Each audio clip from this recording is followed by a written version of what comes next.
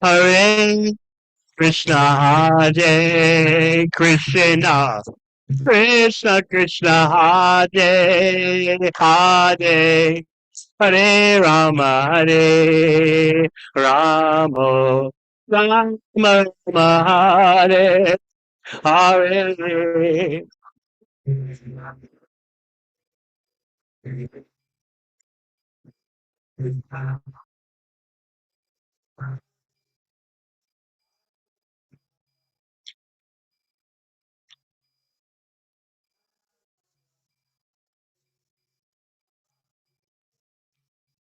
Hare Krishna, Krishna, Krishna Krishna, Hare Hare, Hare Rama, Hare Rama, Rama Rama, Hare Hare.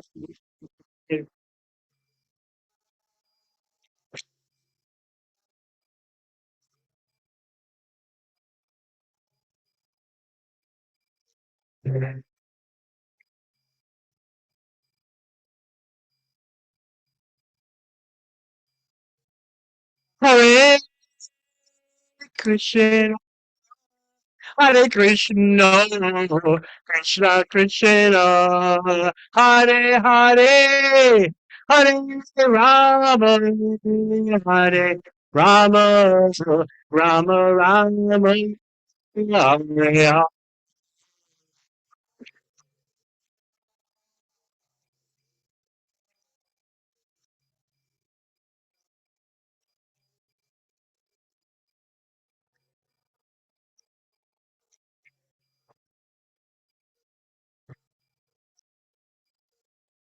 Hare Krishna, Hare Krishna, Krishna Krishna, Hare Hare, Hare Rama, Hare Rama,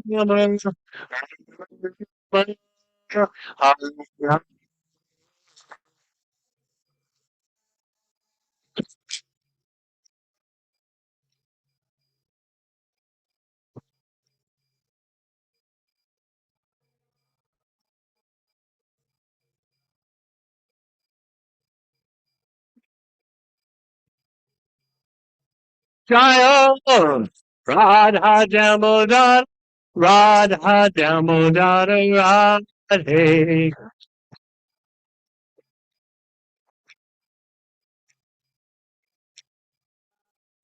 Jaya Radha Damodar, Radha Damodar, Radhe.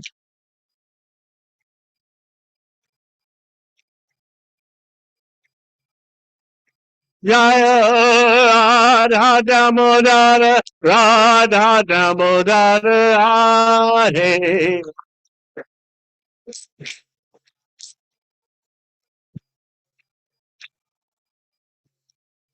So Premanandi.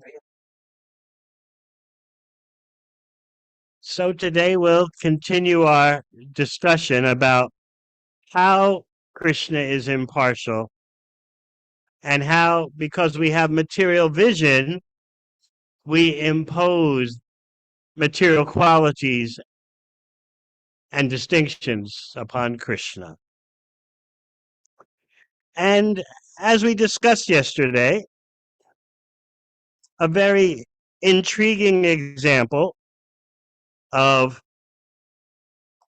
Krishna's baffling impartiality is his handling of Putana Rakshasi. So you're tipped off about this in the second canto of Bhagavatam, and even more so in the third canto, where Uddhava, in his remembrances of Krishna's pastimes, focuses on Putana in a very famous verse quoted also in Chaitanya Charitamrita. Aho bakiyam stanakala kutam jagam shaya payayad apyasadvi Lebegatim dot shuchitam totonium kambadialum sharanam vrajema.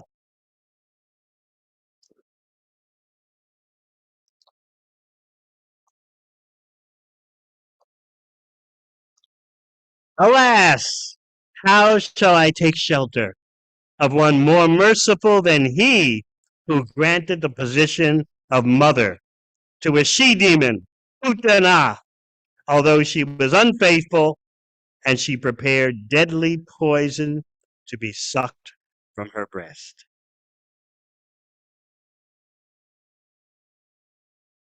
So what is special about this? You can say.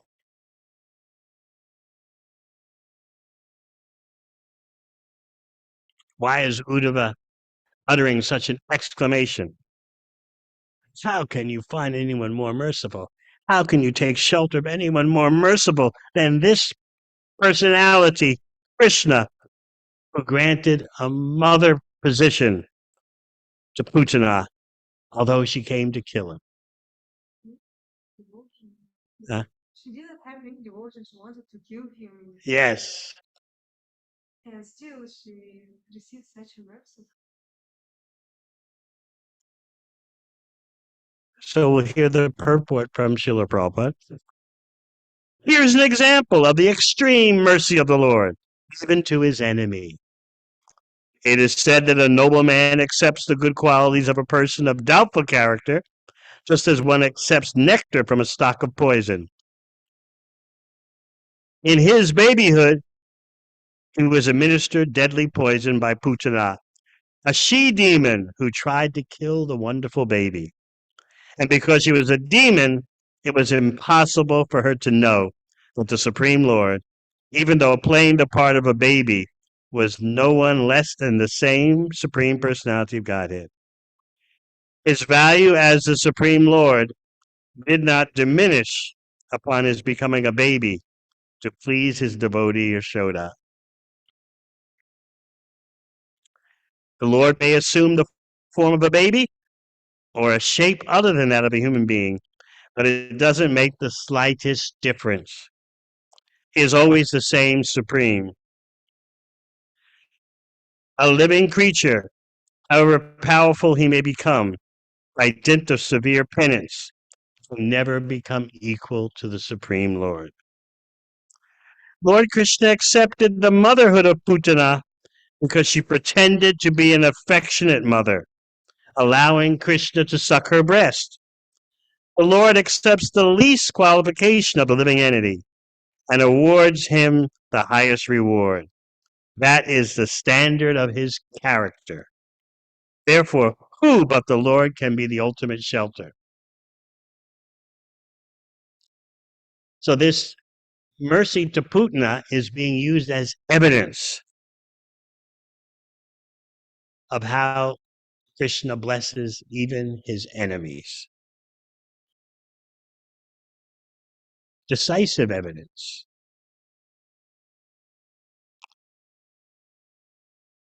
We can take a look at the 10th canto, where at the spot where Putana is approaching baby Krishna to kill him.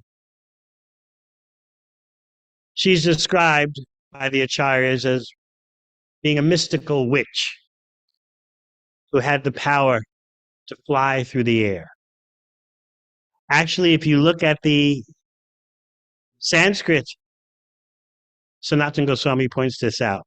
The Sanskrit in the second canto, where Putana first is mentioned in Bhagavatam, she's described as having her demoniac, her original demoniac form is an owl.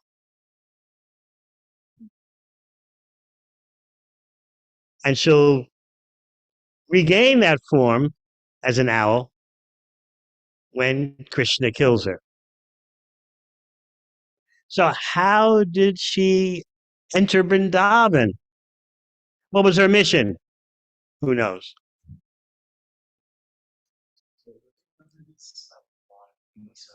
Yes, Kamsa was so hideous that he not only wanted to kill the sadhus, the rishis, but he also wanted to kill the children. He was being very thorough, very proactive.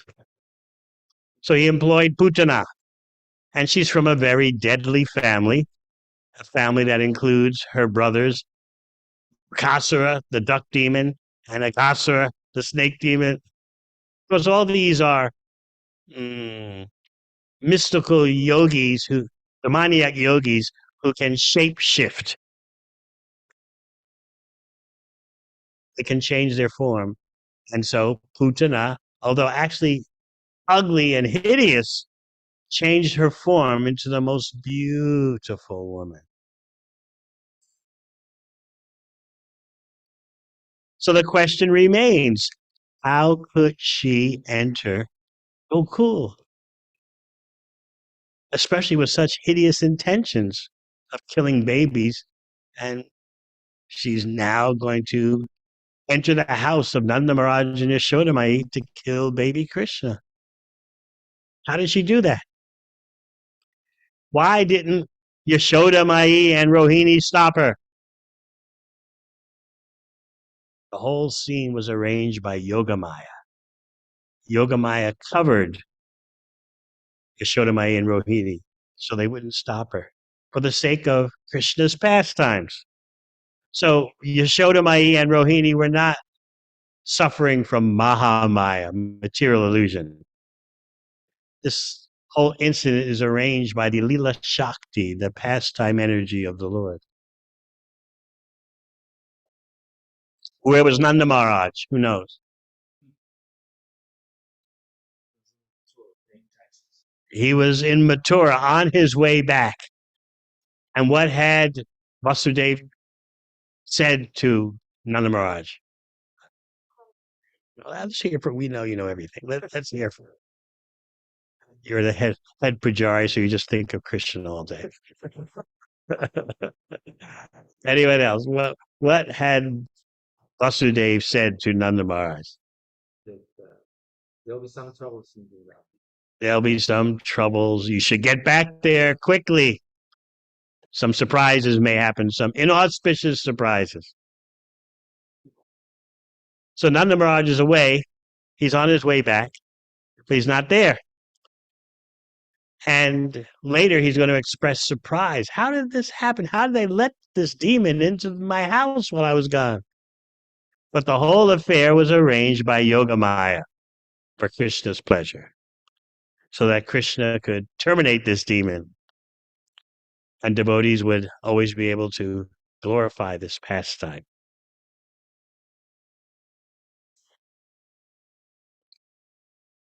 So she entered the house of Yashodamai and Nanda Maharaj. Those Yashodamai and Rohini, along with the elder ladies of Braj, all thought, oh, she's so beautiful. Maybe she's the goddess of fortune, Lakshmi Devi. This is all arranged by Yogamaya. So she enters, and Krishna closes his eyes upon her approaching him. There are several reasons why Krishna closes his eyes. We'll read you some of them.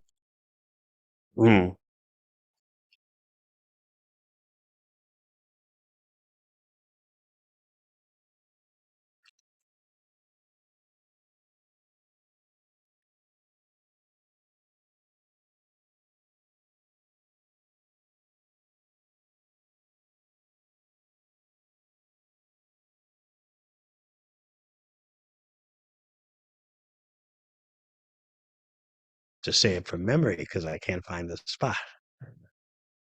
One reason is, as we said yesterday, that Krishna's thinking, I have to kill this person. She's a woman and she's coming to me as mother. I'm closing my eyes to kind of diminish the drama of the whole situation. He also closed his eyes because she was so inauspicious. Another reason he closed his eyes was that he didn't want her to detect his power coming through his glance. So he closed his eyes. He was transcendently perplexed. She's coming to me as mother, offering me her breast milk. But I have to kill her because she's a demon. And she, Putana, was also a little perplexed. She couldn't understand the full potency of the child Krishna. So the Shastra says that she's like someone who takes a snake on their lap and thinking it's a rope. But she had no idea what she was in store for. She's a little perplexed because she could detect there's something special about the situation. Anyway, let me kill him. And we already talked about Krishna closing his eyes for many reasons. So she takes Krishna on her lap. Now, bear in mind, Krishna is as a child, yet he's unlimited. So she's taking the unlimited Krishna on her lap, and she offered her breast milk smeared with such deadly poison that whatever baby would suck it would die immediately. So she gives her breast to Krishna, and what does he do? He does a threefold action. With his mouth, he's sucking out her life force. With his hands, he's squeezing her breast so tightly that she's in agony. And then with his little feet, he's kicking her chest. So all this is going on at once. Krishna is having a good time. You can just visualize that. Sucking out her breast milk, her life force with his mouth, squeezing her breast with both hands so hard she's in utmost agony, and simultaneously kicking her abdomen in with his feet. And what is she doing? She's being kicked by the lotus feet of Krishna, but she's in agony, so she's trying to push the feet away. But she can't do that.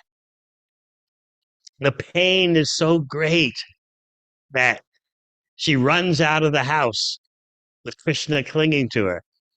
And she can't maintain her illusory form as a beautiful woman. So she reveals her form as a huge, hideous demon.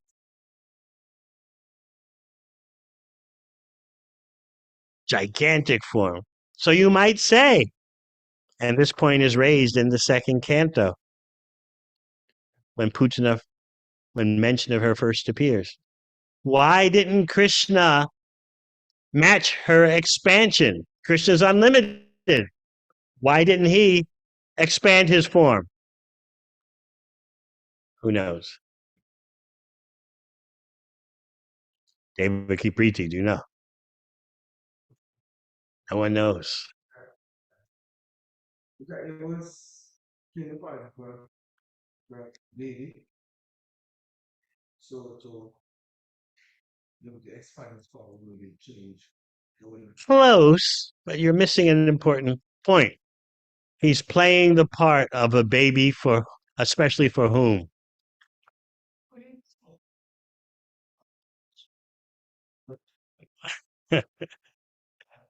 We know you know everything, but we want others to have a chance.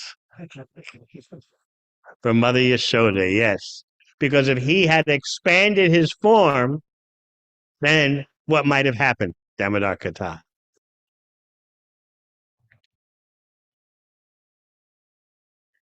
Anyone? Except you? Yes. How would the relationship change? You recognize that this is the spirit person I'm used to doing. Yes, her spontaneous love for Krishna as her child could have been altered by understanding this is a supreme personality Godhead. And so awe and reverence would have crept in, and Krishna didn't want that. So therefore, Krishna, in his childhood pastimes, always does inconceivable things while maintaining the sweetness of his childhood form. He does things in a natural way that a child would do, but what he does is inconceivable. He sucks a breast and sucks out someone's life air. He rides on Trinovarta, and he keeps his childhood form intact and just manifests becoming heavier than the heaviest. He swallows forest fires. He does all these inconceivable things while maintaining the sweetness of a child. So Putana is now revealed her hideous form. It's a huge form. And she's crashed down at the edge of the town. She was killing creatures while she was alive, killing babies, and she's killing while she's dying because she knocks down so many trees as she hits the ground. But these trees happen to belong to Kamsa. These trees were part of Kamsa's private orchard for his use only. So those were the trees that Putana leveled. So she's on the ground in a huge, hideous form. And Krishna, little Krishna, is playing on her chest. Where is Yashoda and Rohini? They have fainted. And so, first of all, it's the other gopis who race out to find Krishna playing nonchalantly, fearlessly on the breast of Putana. Yashoda, Mai, and Rohini are unconscious. When the whole scene exploded and Krishna sucked Putana's life force out, and Putana revealed herself as a hideous witch, Yashoda, Mai, and Rohini had just fainted. So now the other gopis race out to the dead form of Putana and find Krishna playing so casually, so innocently, so fearlessly.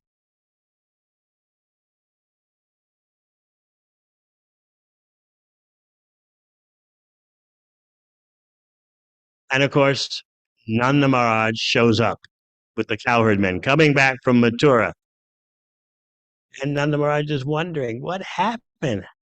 How did this hideous demon get inside my house? And he and the cowherd men with him began to think, Vasudeva in Mathura must have mystic power for predicting the future. When actually Vasudeva, it wasn't any special vision of the future. He had just analyzed the situation like a Kshatriya and calculated strategically there's probably going to be some trouble. So I wanted to read you some points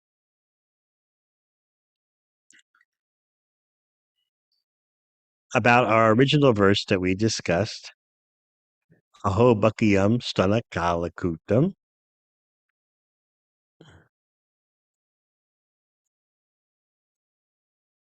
So Vishwanath Chakravarti Thakur explains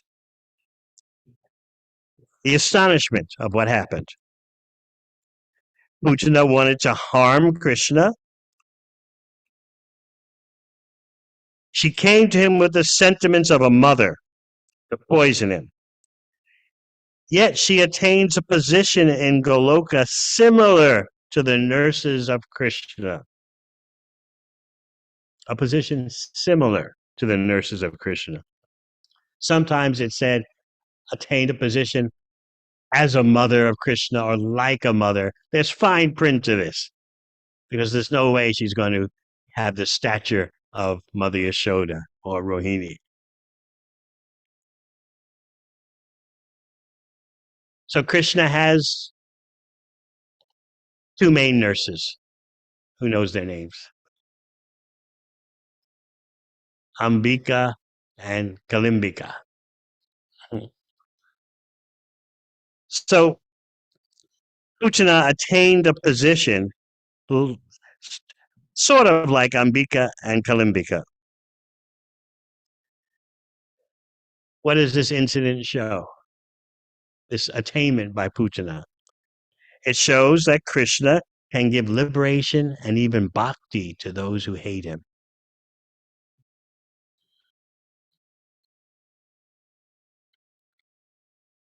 It's not recommended that you follow this path.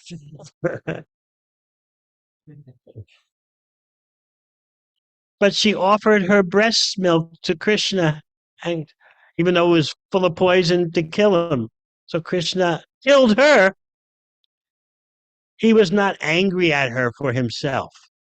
Why was he angry at her? Because she killed so many children. For himself, he was not angry.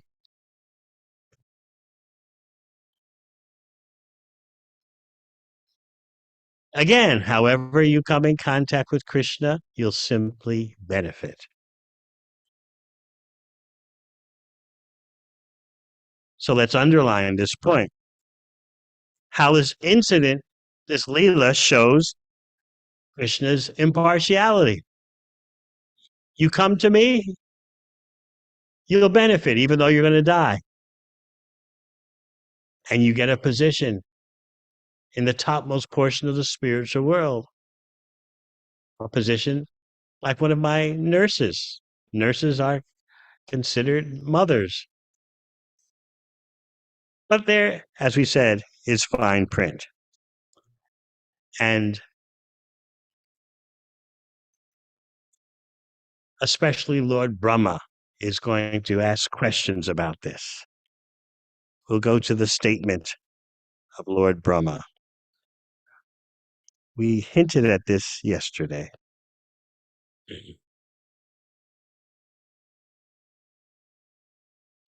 Brahma is going to first ask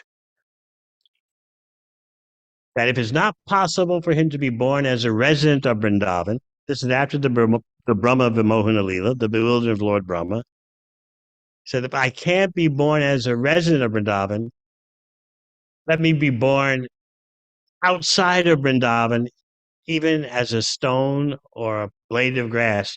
So when the Brajbasis walk outside of Vrindavan, dust from their feet will fall on me. So he's asking for that.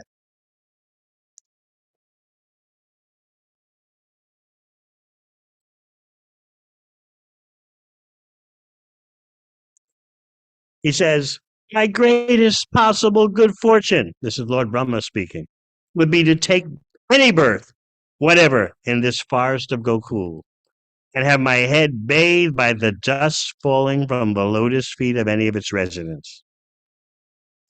Their entire life and soul is the Supreme Personality of Godhead, Mukunda, the dust of whose lotus feet is still being searched for in the Vedic mantras. So that introduces his concern about Putana. He's saying, in effect, all right, Krishna, you don't want to comment on whether I can attain the dust of the feet of the Brijbasis. All right, you don't want to really answer that, I can see. It may be unattainable for me. It may be beyond the capacity of Lord Brahma. Actually, at the end of Brahma's prayers,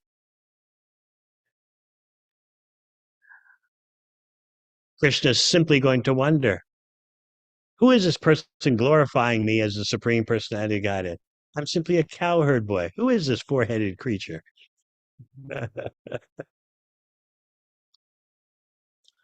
So now, again, Brahma is saying, you may not want to answer whether I can get the dust of the feet of the Brijbasis, but what about this? What are you going to say about this? My mind becomes bewildered, just trying to think of what reward other than you could be found anywhere. You are the embodiment of all benedictions, which you bestow upon these residents of the cowherd community of Vrindavan. Okay, so far so good, right? And then he brings up the perplexing point. You have already arranged to give yourself to Putana and her family members in exchange for her disguising herself as a devotee. So what's left for you to give to the real devotees, in other words? You already gave yourself to her. She came to kill you, pretending to be motherly. And you gave yourself to her. Look at these real devotees.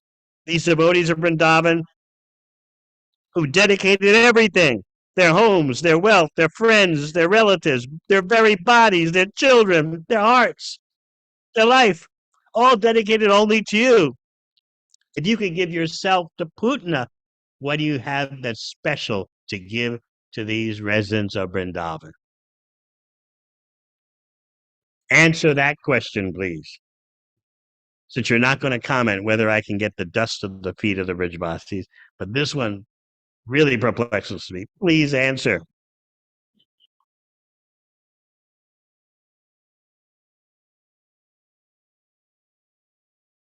So Krishna answers that I already gave them, the Brijbasis, their suitable reward. They have my childhood pastimes. They can treat me as a child in Vrindavan.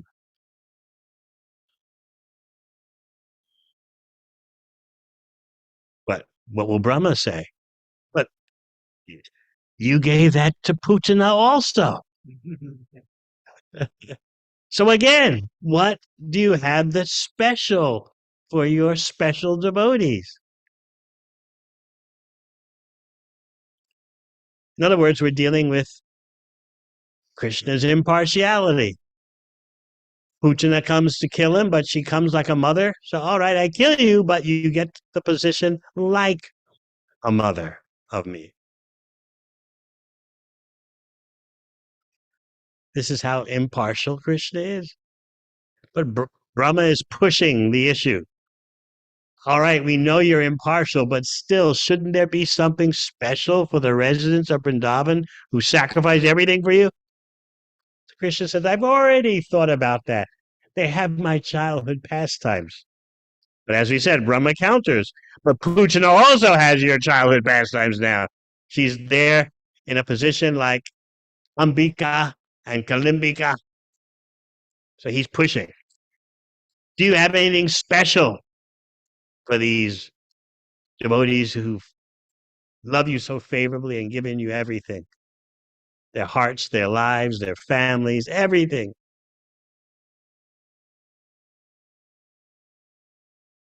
So then what is the answer? What do you think? Brahma says, I think there's no answer. You are indebted. You gave yourself to Putana and you're in debt to these Brijbasis. You can't give them anything special. So that means you're in debt. But there's a secret sequel, a secret sequel, a secret that comes after that. And Krishna explains that these dear residents of Vrindavan, I can come under the control of their love. They get pure prem, which Putana can't have. And then the acharyas reveal, as I spoke yesterday, that Putana, as a nurse in Goloka Vrindavan, is in a section in which Sukhaishvara, happiness and opulence, mix with the prem. Not the pure prem, Kevala prem of Krishna and his closest intimate associates. So there are special sections in the topmost planet of the spiritual world where there is some trace of awe and reverence and majesty.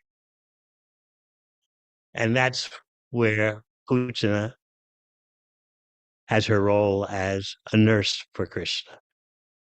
She doesn't take the position of Ambika or Kalimbika, can't do that, but she has a position like them. But it's not the Kevala Prem, the pure, spontaneous Prem of Braj, where the residents simply love Krishna because Krishna is all attractive, infinitely attractive. They don't theologically speculate. We love him because he's God. We love him because he's all powerful. No, they just are drowning in the sweetness of Krishna. So Putana gets a trace of that as a nurse in her particular dimension of the topmost planet of spiritual world, but she doesn't get the exact immersion in praying that Mother Yashoda and the elder cowherd ladies have. The ones who, when in the Brahma Vimohana Leela, had a chance to nurse Krishna because Krishna expanded himself as their own sons. And so they had a chance to nurse Krishna, treat him with affection. They get the Kevala Prem. But Putana is in a slightly removed district where the Sukhaisvara, the happiness of opulence, has a role to play. Still, Krishna is impartial. At the same time, he reserves something special for his spontaneous, pure devotees.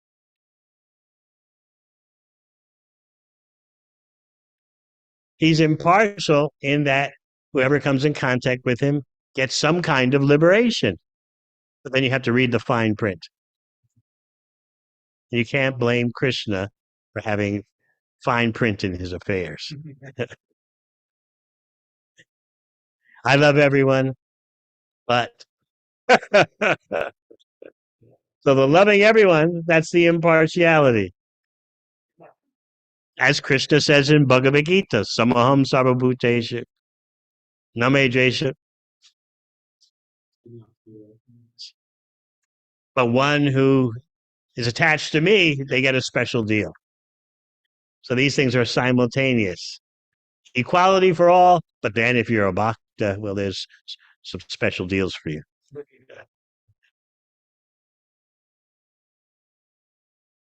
All right, any questions?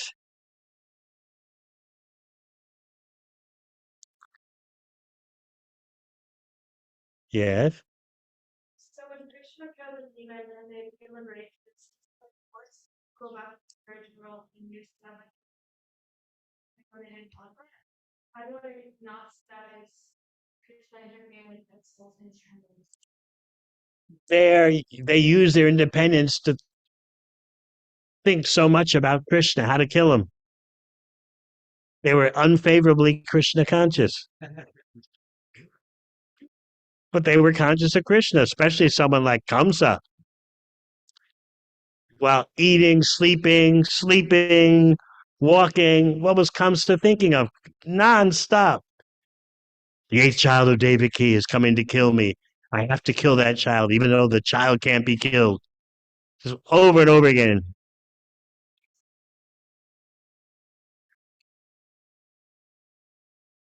So Kamsa is setting such an example of how to be unfavorably Krishna conscious, but he was conscious of Krishna, just the wrong way. That's why, as we said a few nights ago, Narada Muni will eventually get to that in the seventh canto, in this first chapter that we're talking about. Narada Muni says, "Oh, if I could only have attachment for Krishna with the intensity that these demons hate him." You ever hated anyone in your life? It's a real passion. I hate your guts. I hate you. No one's done anything to you so in such an atrocious way that you just hate them. But those of you who had that happen to you know it's so absorbing.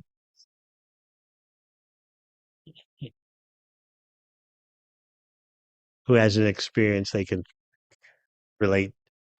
You can relay. Anyone? Everyone is all sadhu like. No one's. You never hated anyone. Yes. Oh, I don't have to say something. Only if you want to. We don't want to ruin your reputation. Of course. He's volunteering. So, while at school, what we call primary school, that's in the upcoming little ones. So the teachers went out for seminar, and the instruction was anybody that misbehaved, but that was The instruction was and the person that misbehaved, the person that misbehaved, misbehaved, we got some flagging. flogging, whipping, beating. Yeah. I was like misbehavior. Yes. I'm like, what is it? There was a list, and mine was on the list. And before I got the trouble, said to me, I know you can be a property. So what happened? I said, no, I am not, I'm not one of those. He said, well, your name is on the list. And the person who I suspected or felt that gave the list was an old friend, Lord. He became one of my supervisors. And I hated that girl for years. Then one day I said to myself, this doesn't make any sense. I got the beaten. I didn't misbehave. And her father is my best friend, is my mentor. So I dropped it. I haven't for years. So I hated her. You say now he's your mentor? Yeah, her father was my mentor. Oh. So I said it couldn't work. Both couldn't work. So, Uh, so it's an intensity. That's my point I wanted to get at. I'm trying to think, who have I hated? Yes. During the Soviet days, I hated the leaders of the Soviet bloc, like all the various dictators of East Germany and Romania and Bulgaria. And what was the guy's name in Bulgaria? Yeah, I hated all those guys because they were blocking the spreading of Lord Chaitanya's mission. That's according to the acharyas. That's the proper use of hatred and envy, especially the guy who ran East Germany. It was a prison camp. Hanukkah.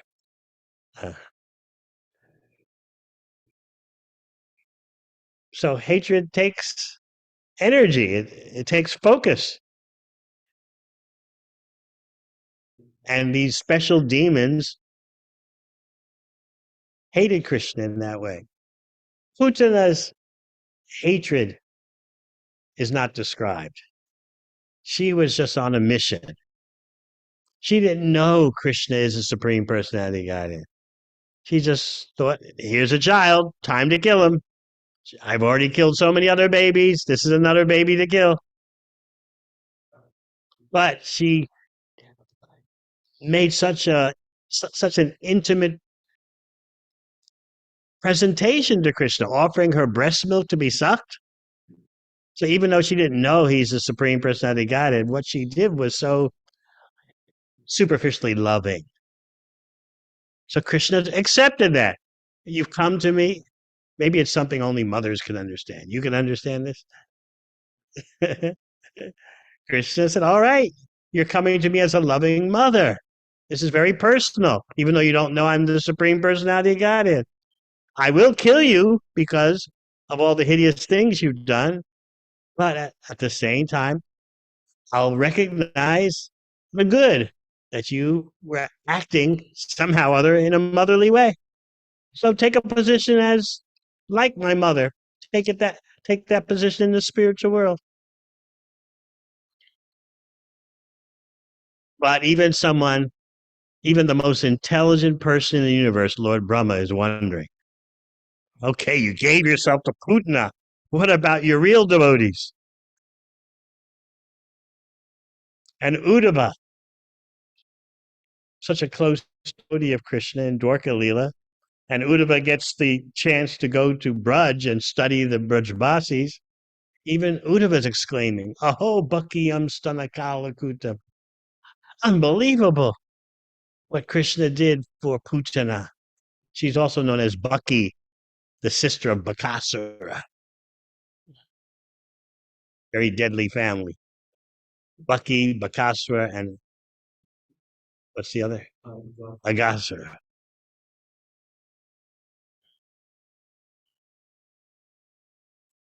Yes.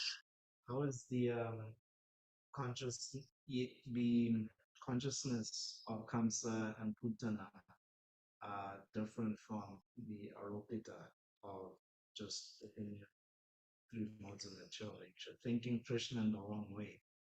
Uh, Well, Kamsa's different than Putana. Putana didn't, she wasn't absorbed in the whole Sarika Bhava, the whole Bhava emotional state of hating Krishna.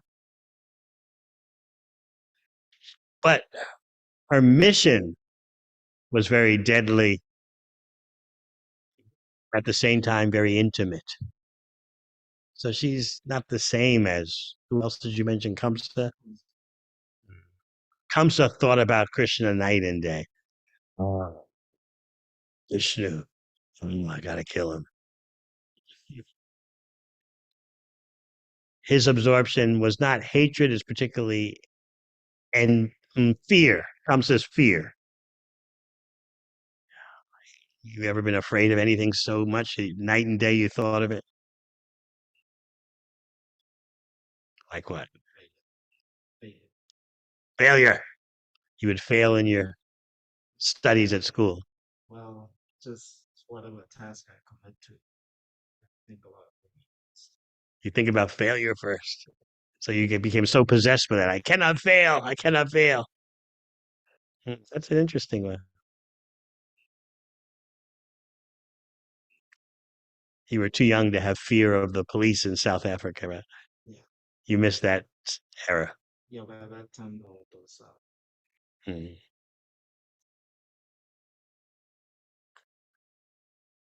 So Narada Muni will point out there's fear, there's lust, there's hatred or envy. So Kamsa specializes in fear. Shishupal specializes in hatred.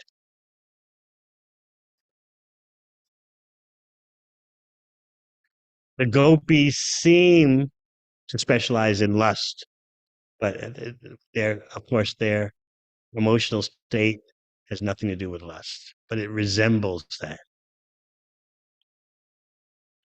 So Narada Muni's point is that somehow or other become attached to Krishna, especially favorably. But you can't overlook that even though these demons were attached to Krishna unfavorably, there was attachment. The fact is, it's easier to love Krishna favorably, much easier than to develop the asarika bhava. It's hard work, and only you have to be a very special demon to be killed by Krishna. Not like these small time demons of today. They're busy killing themselves, destroying their own environment, building nuclear weapons. Yes. So I think a lot about Indian Buddhist people because they know Krishna pastime and Well, that can be a problem often. Right, Rupamrita Sindhu? Explain to her. You can explain to her. You mean that it's a misperception? Whatever you like to say it.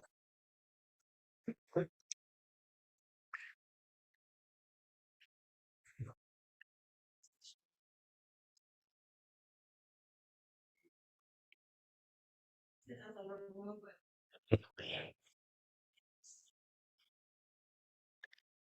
I couldn't answer the last part of the question, but I think in terms of the perception that you have that Indians are know about Krishna's pastimes and that that they are worshiping Krishna as even as one of the gods. See, that seems to be, in my view, I don't think that's true. But most, I mean, because maybe the Indians and you are associated with we of that type, but I would think the majority, most everyone there is not. They are quite indifferent. Maybe a little bit aware of the name Krishna, but that's a more. Can I just say our experience with book distribution that we do? We do a lot of book distribution in many mega cities, and we kind of target certain audience. So a lot of times, it's very easy for us to, sell a book or get some form of donation from a non-Indian, but it's uh, very hard to get any kind of donation from an Indian or to try to sell any kind of Krishna books because they always say, "Oh, I know, my grandfather has that." You know, my grandfather has that. I don't know. It's so hard to explain that everybody needs to know people. It's very, very hard.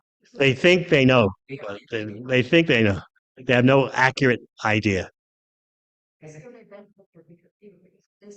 don't know. It is good fortune to take birth in the land of Dharma. But if you squander your fortune or you neglect it, then what is the use? That's why Prabhupada would always thunder at them. That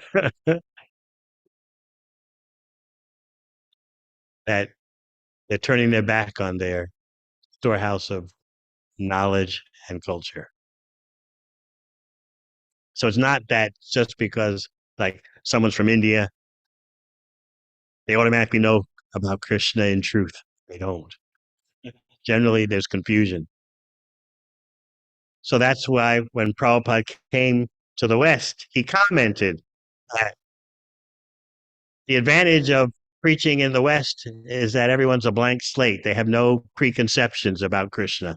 You can just give them the truth about Krishna. Whereas in India, you got to battle with misconceptions. Okay. Just like you're coming from Vietnam. You never knew anything about Krishna before in this lifetime. So you could just, like a blank slate, accept the truth, understanding Krishna scientifically. I often give the example of a classical piano school in Vienna, Austria. They have two tuition rates. One rate is for if you've had piano lessons before, and the other rate is for if you never had piano lessons. So if you had piano lessons before, you pay a higher tuition because they have to unlearn you. You understand? So in your case, we didn't have to unlearn you. I don't know, maybe you had some Buddhistic notions.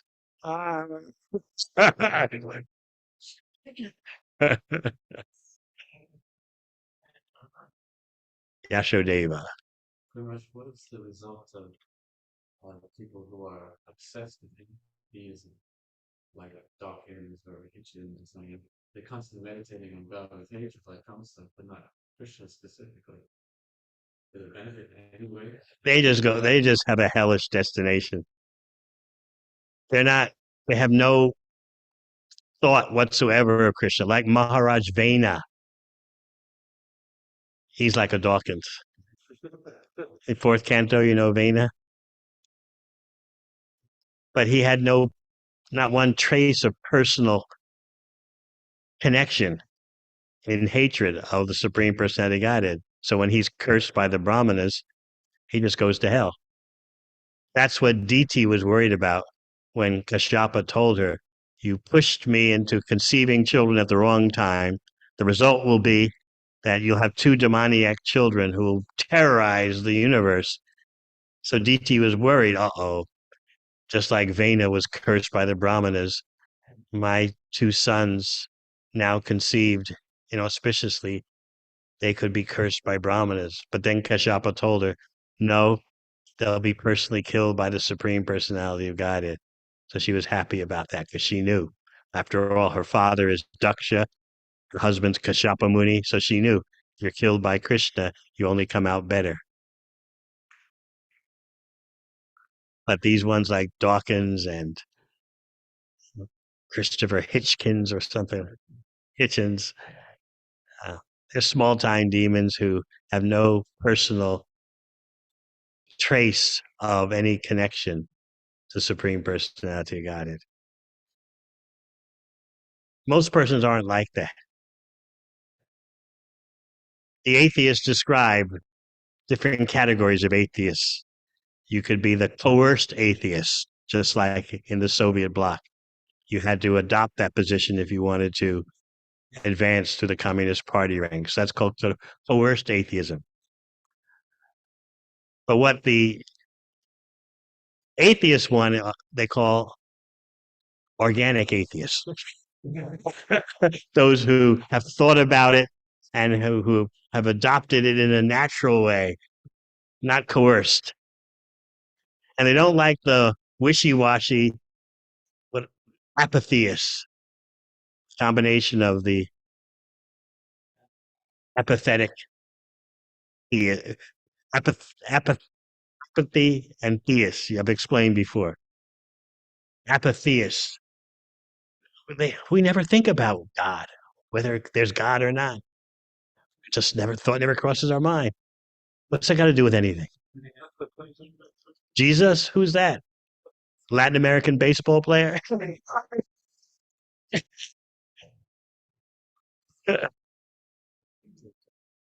America, they won't say that, but in places like Australia, New Zealand, UK, where Christianity is quite quite faded, they'll say like that. They just don't think about it. It's just not relevant. It's but the atheists don't like that. The atheists want you to think about it and become an organic atheist, where you thought about it and accepted the Siddhanta. They don't like it that people say, I don't believe in God, but meanwhile they're into astrology or palmistry or some new age this or that.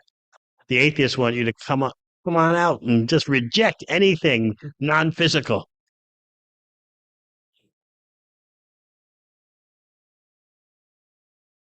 So those kind of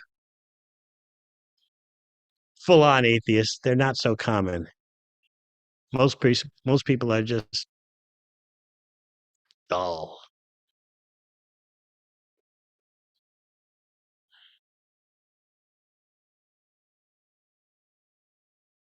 Anything else? Yes.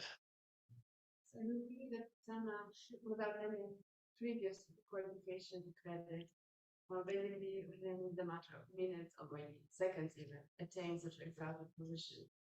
And then I'm thinking about my position of aspiring devotees in Kali Yuga. That it seems that for us it's much harder to come back to spiritual world. There's so many more requirements. It's actually easier. In this most degraded age, you have the quickest and easiest way to go back to God.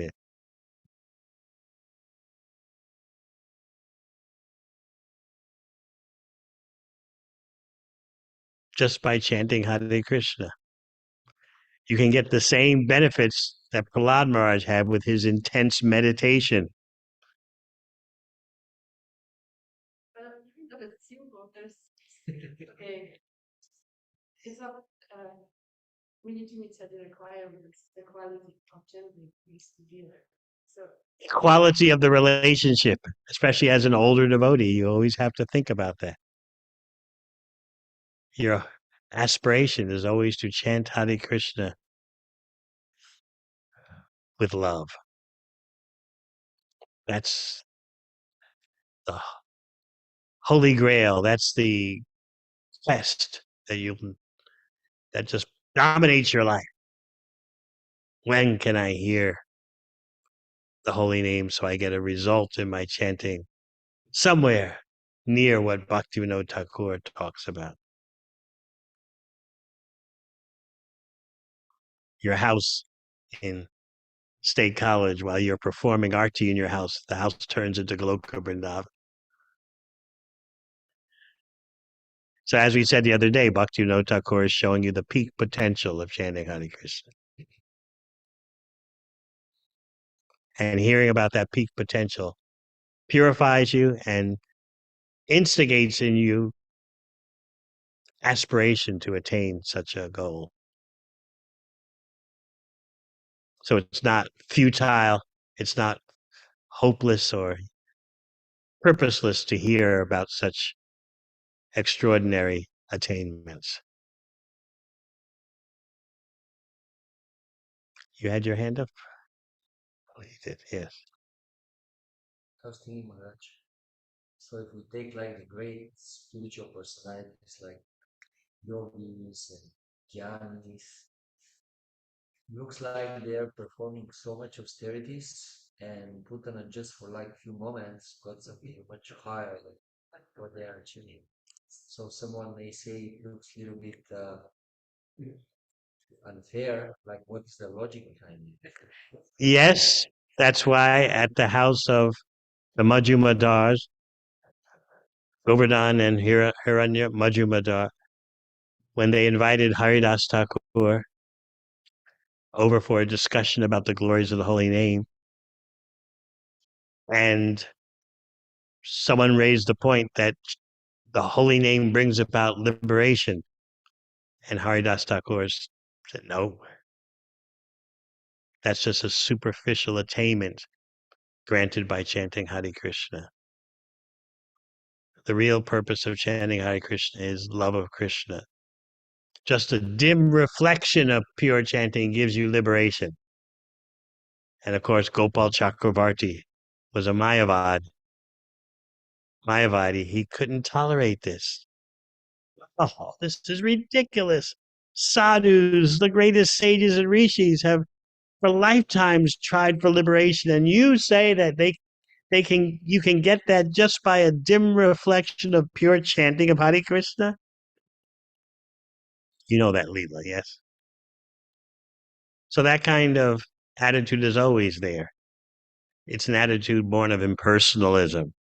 Just like Prakashananda Saraswati in Varanasi, when a brahmana who was overwhelmed by watching Lord Chaitanya chant and dance went to inform Prakashananda Saraswati, who was the leader of thousands of impersonalist Mayavad sannyasis. He informed him, have you seen this wonderful sannyasi? His symptoms are all of the Supreme Personality of Godhead. I've never seen anything like it. He's drowning in ecstasy when he chants. And what was Prakashananda Saraswati's response? I know about that sentimentalist from Bengal. He's chanting and dancing in the company of other fanatics. Don't have anything to do with him, or you'll be lost in this life and the next. His sentimentality cannot be very much in demand here in Varanasi. We know better in Varanasi. You have been there to Varanasi? Still like that. It's also known as Kashi or Benares.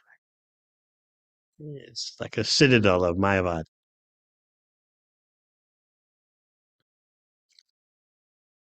Yes. In their life, we read that Sister Brahma meditated on or Brahma was blessed. Talk about that. Was she also liberated by meditation? You'll have to ask her.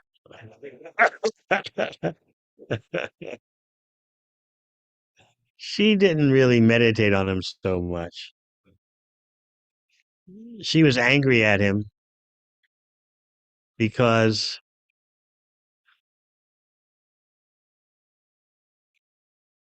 Sita had him and not her. It, that's why I said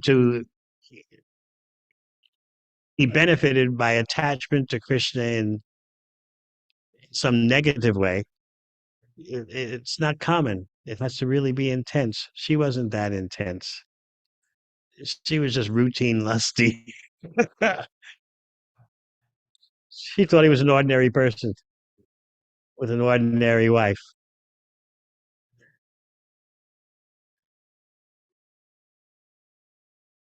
Even Ravana didn't think that he's being killed by the Supreme Personality of Godhead.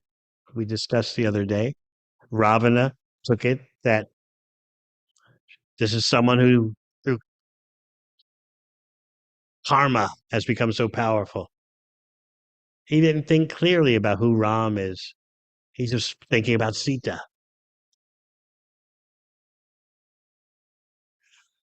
So to think about Krishna negatively with such intensity that you'll benefit, that's not easy. It's easier to chant Hare Krishna.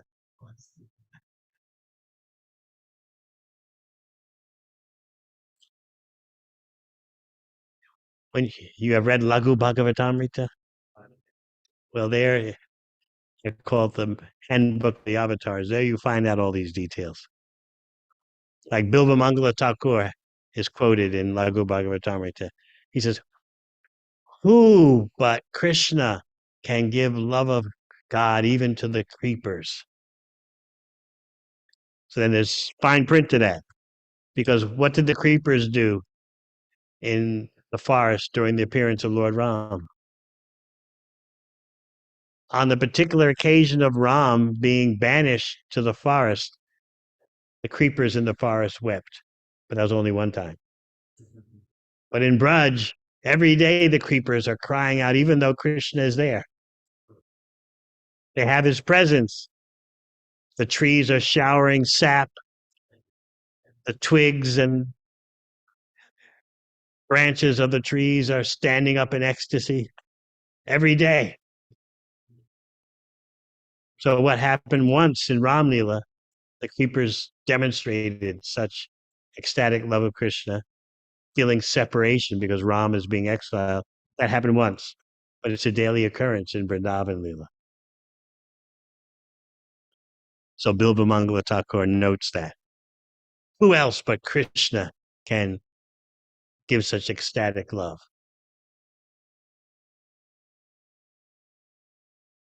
And that verse by Bilba Mangala Thakur leads to a whole presentation about what's called Avasta, the three most intense forms of Godhead in terms of reciprocation. First, Lord Nrsingadev, then Lord Ramachandra, and Krishna.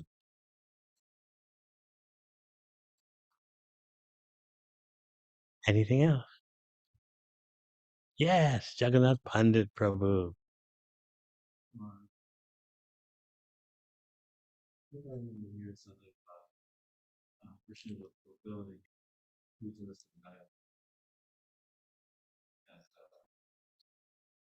Vairava sister. She was saw Ramananda and had his mother repentance. But then when he took everything away from Vairava, she killed him. Where is that found? I just remember hearing. I. It's not in the commentaries in the Putana chapter of Bhagavatam. So there's endless fine print. So it'd be good to find out where it's from. There's endless backstories, just like the sons of Devaki who were killed. They have a whole backstory about that. We don't want to get so caught up in all the fine print that we lose sight of the bhava of the lila. Sometimes devotees overdo it, chasing detail after detail, and they miss the imprint of bhava of the lila on their heart.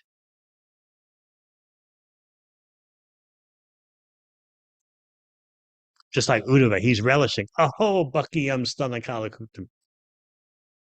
Who can you find more merciful than Krishna? Look what he did with Putana. So Uddhava is so intelligent, yet he's overwhelmed by the bhava of the situation, the emotional intensity. You can't find anyone more merciful than this. He gave himself. Putana. He gave her the position of like his mother in Vrindavan. Can you believe that? That's why I like that chapter in the third canto. Chapter 2, Remembrances of Lord Krishna in Vrindavan. Uddhava's remembrances. Remember what happened when,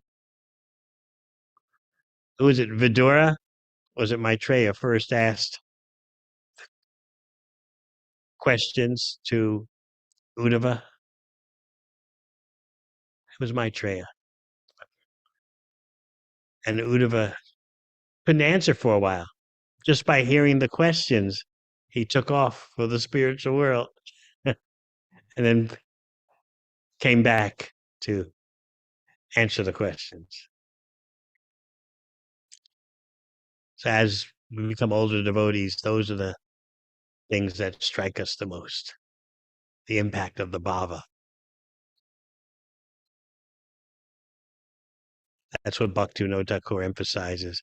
Although Bhaktivinoda Thakur can write about technicalities in bhakti very profusely, but then he'll say, "When will that day be mine? When I chant Hare Krishna, my heart throbs in ecstasy."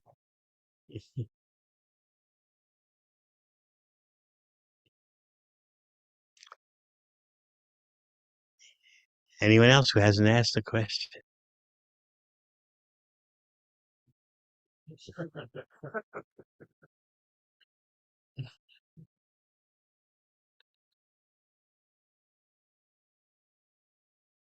This will be the last question. You sure you want to ask it?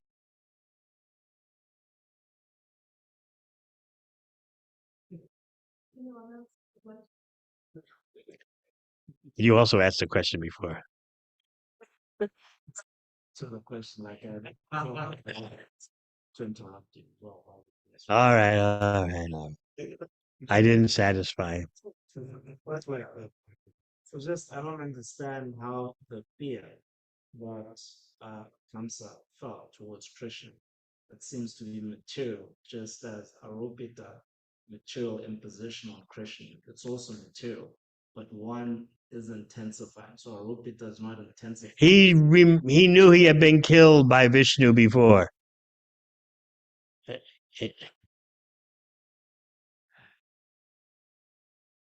So what is it? What is it that you?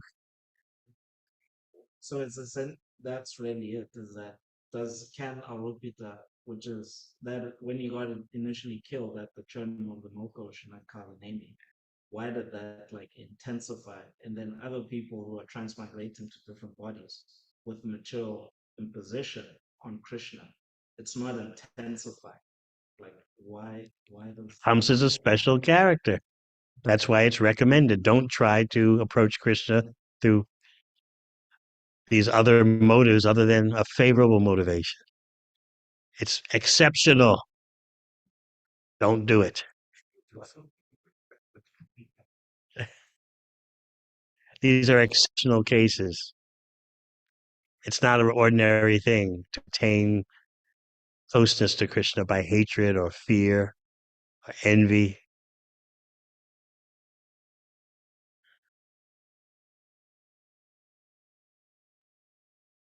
Ubja is an example of lust,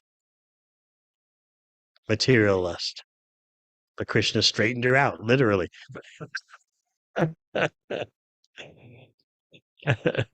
She propositioned Krishna right on the street in front of his cowherd boyfriends, right? She was even pulling on his cloth in the street, which these days is nothing, of course, but in a civilized human society is considered atrocious. So she's pulling on Krishna's cloth. Oh, come with me. Krishna doesn't even respond to her directly. He looks at Balaram the cowherd boys and responds, certainly for young men away from home, it would be very nice to accept your proposal. But so he's not even looking at her when he says that, showing his detachment. What would you have done?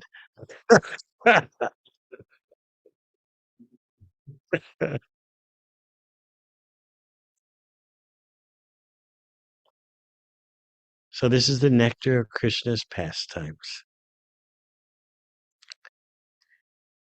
So I don't think we'll have a gathering tomorrow. We'll have it our last one on Friday night for this visit, and Krishna willing, we will return in sometime in August.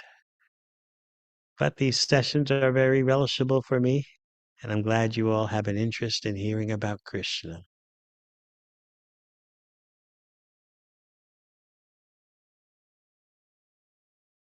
All right, thank you very much. Devamrita Swami Maharaj ki.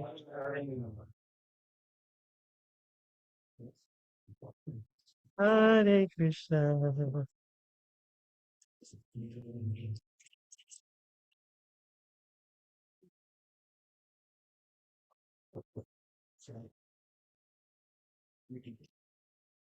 So all this information.